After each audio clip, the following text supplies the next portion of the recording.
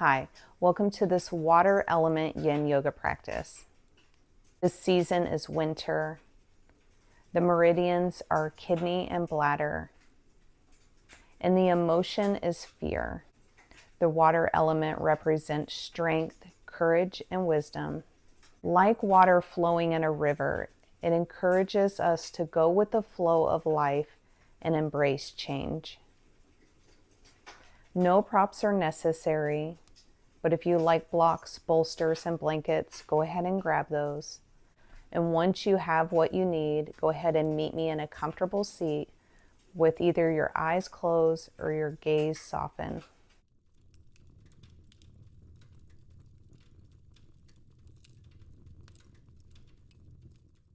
Now that you're in a comfortable seat and your eyes are closed or your gaze is softened, I want you to bring your awareness to your breath. Not judging it, just noticing it. And noticing if you are holding any tension in your body. And if you are, what can you do to soften that area? In this practice, we want to bring in the qualities of the water element by inviting in calmness, fluidity, and flow. Let's set our intention for this practice with using the following affirmation. I trust in the flow of life, and I embrace stillness and introspection.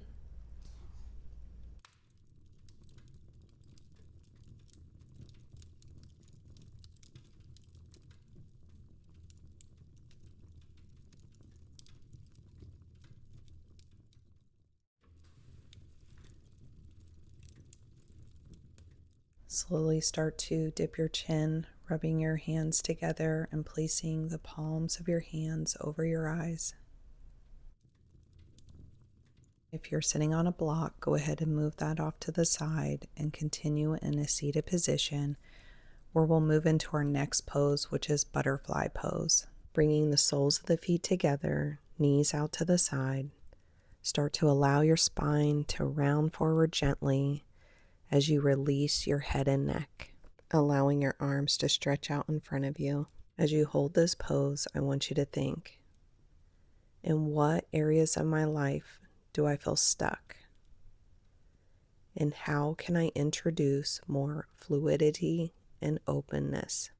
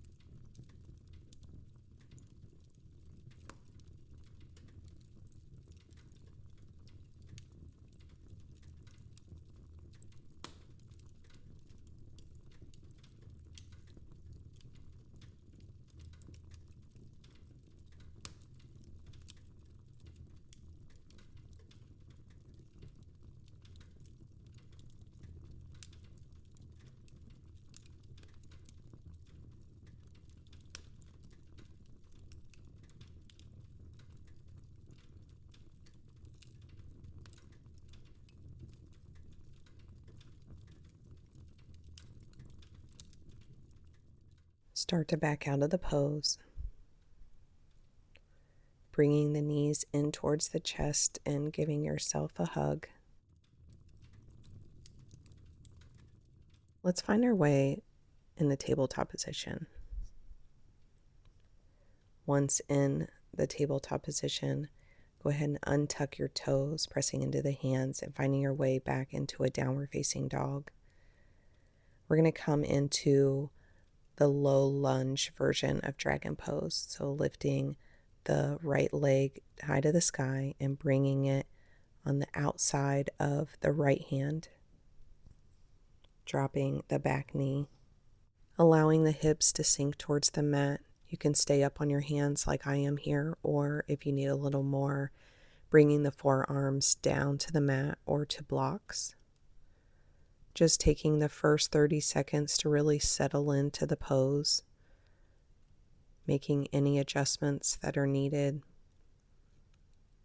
If your knees are sensitive, feel free to grab a blanket for underneath the knee. And as you hold this pose, I want you to think, how do I nurture my emotional health? And what can I do to release emotions that no longer serve me?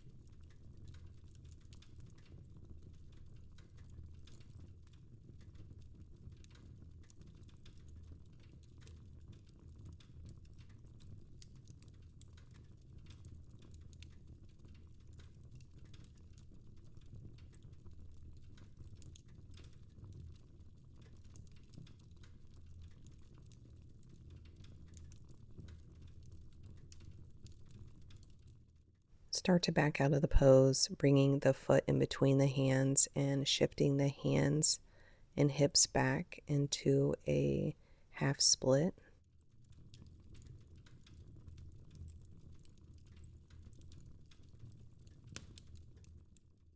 Moving off to the other side, we'll walk our hands up and find our way back into a downward facing dog, lifting the left leg high to the sky, bringing it through and on the outside of the left hand, lowering the back knee.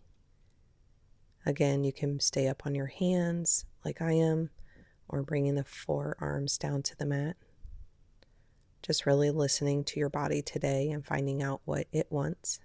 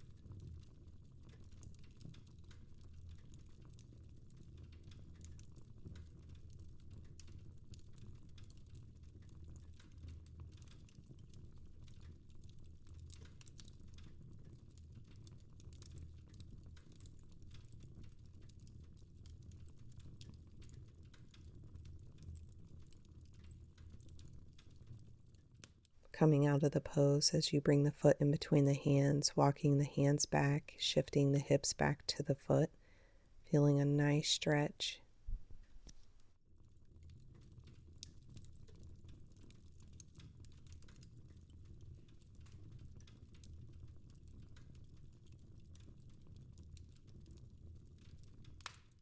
Start to make your way into a tabletop position.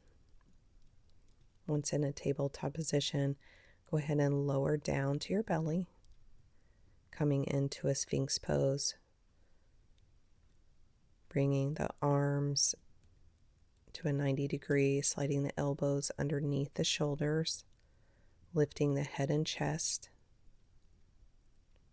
If this is too much for you, you can always walk the hands out away from the body. The closer they are towards the body, the deeper the stretch. And as you hold this pose, I want you to think on the following reflection question. How do I connect with my intuition? And what practices help me tune into my inner wisdom?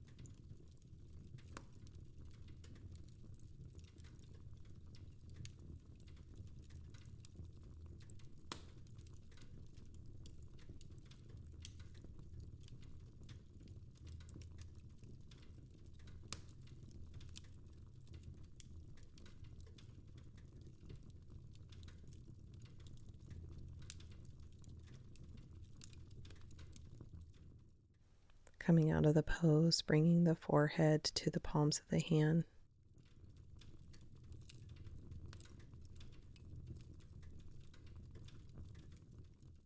Pressing up and pushing back into a child's pose.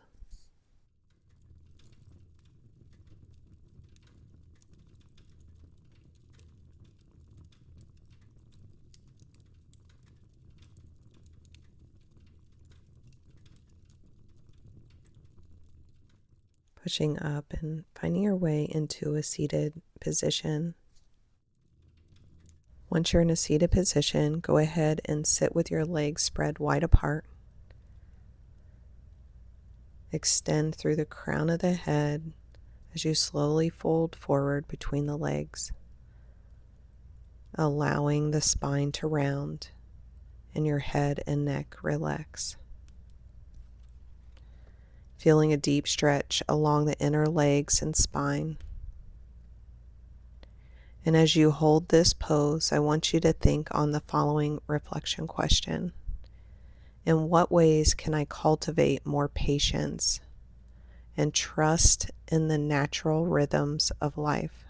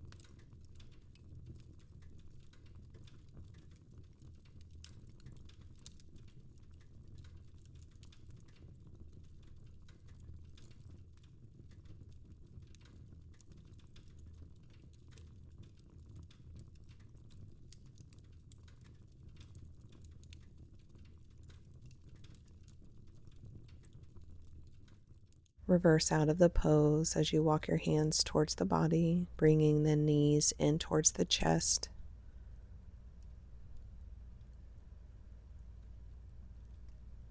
Wrapping the hands around the knees and really lengthening the spine, stretching the crown of the head to the ceiling.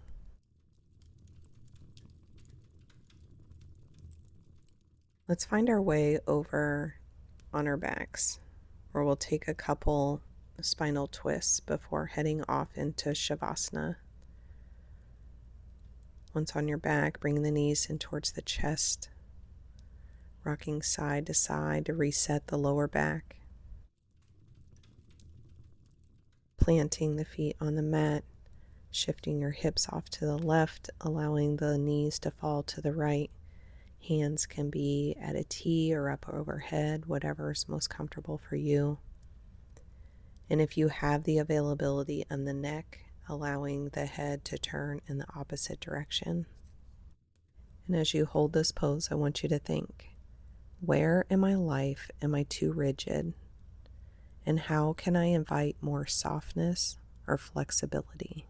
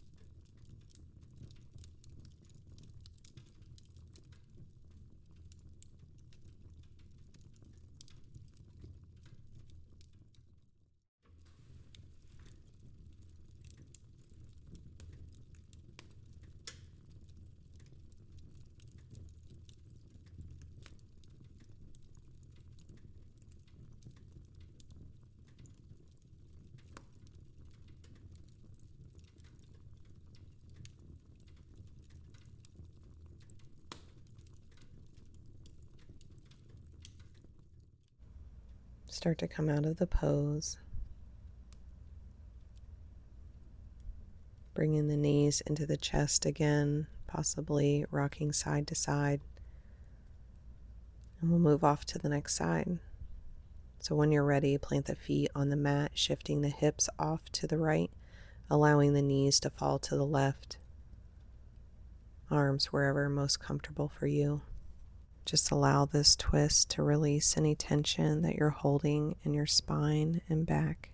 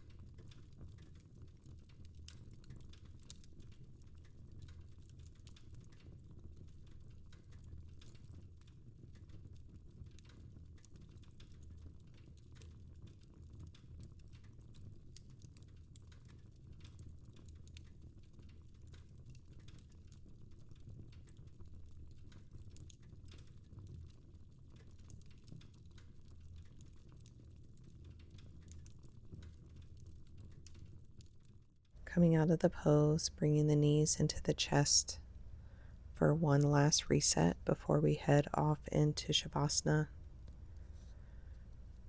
Whatever that looks like for you, you can do corpse, legs up the wall, child's pose, laying on your side, laying on your belly, whatever your body is calling you to do. Whatever that looks like, go ahead and arrive, closing down the eyes, feeling a deep relaxation from the crown of the head all the way to your toes. And as you soften into this shavasana, I want you to think on the final reflection question. How do I balance my need for rest and rejuvenation with the demand of daily life?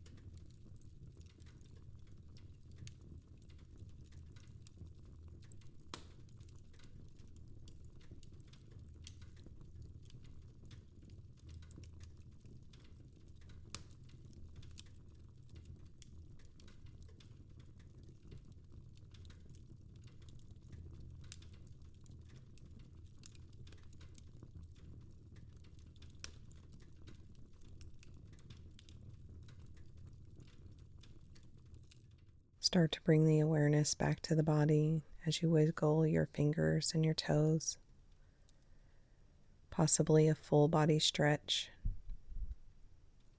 And when you're ready, let's meet on our favorite side.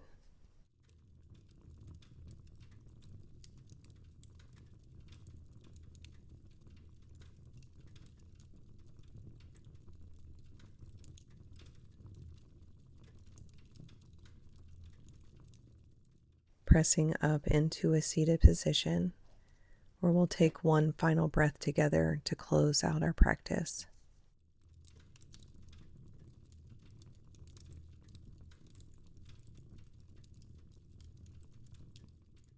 Our hands are down by our side. We're going to inhale the arms up overhead, palms touch.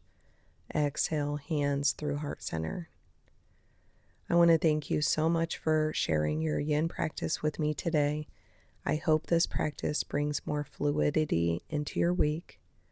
The light in me honors the light in you. Namaste.